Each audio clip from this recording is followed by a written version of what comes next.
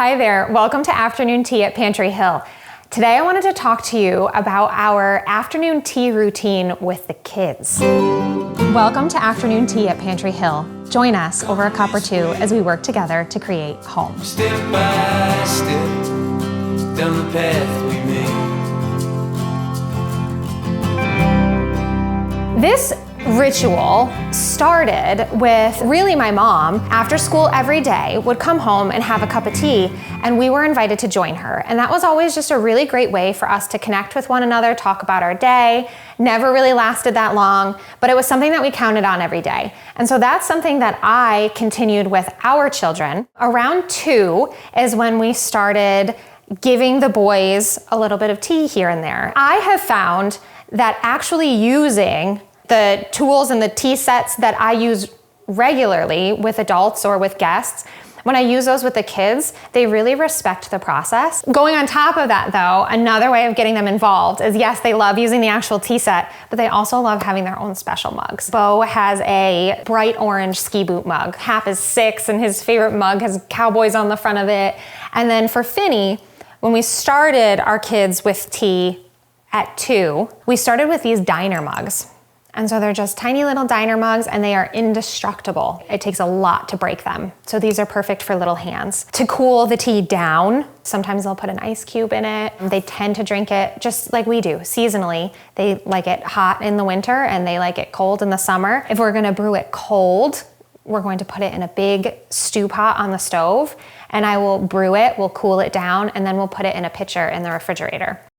Right, so if you're brand new with your kids, trying to jump into this ritual of afternoon tea, your kids are like 4 and 7, I would say don't be afraid to try something from the grocery store first, and then move into your loose leaf teas. Get them involved in the process. You buy yourself a steeper. The process really is not that much more difficult. You just kind of add a teaspoon of whatever tea you're using to your steeper. You pour the hot water over it. You know, we really got our boys super excited about it by steeping their own tea. So using herbs from the garden. You don't even have to have a giant garden. You can have some small herbs on your counter that you can mix and blend. We use mint, we use lemon balm, we use lavender.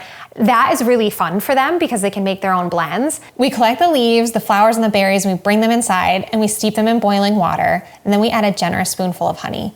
The process is so simple and is fun for kids, but can also have medicinal benefits depending on the herb. Just make sure you do your research and you know what the kids are bringing inside. You don't eat the tea leaves that go in there, but Finn will collect all of those herbs and the flowers and all of those things from the garden.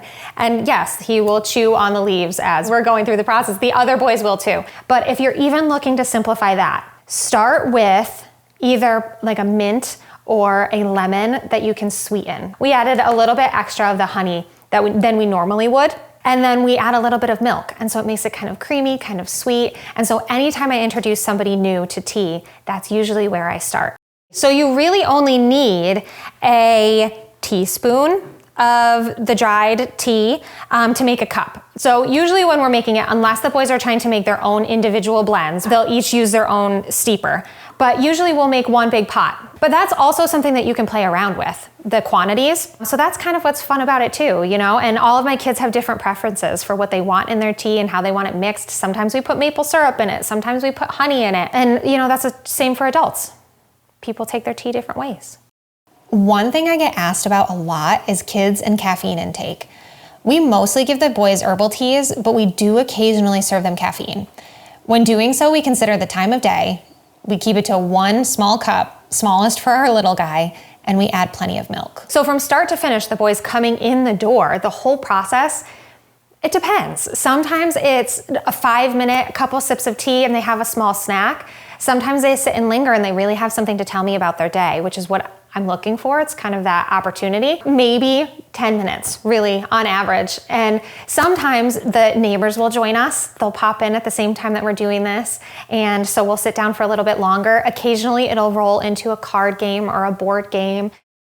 I'm really proud of the fact that the boys have honored this tradition and that they look forward to it on a daily basis, because it gives us a time to connect with each other, but also it's teaching them long-term how to connect with themselves, how to pause, how to slow down, and how to reflect on their day. If you have any questions about the process, please feel free to send them to me. I would love to answer anything about our favorite ritual. I'm super happy that we've been able to maintain this simple tradition for our boys, and I hope it's something that they carry with them.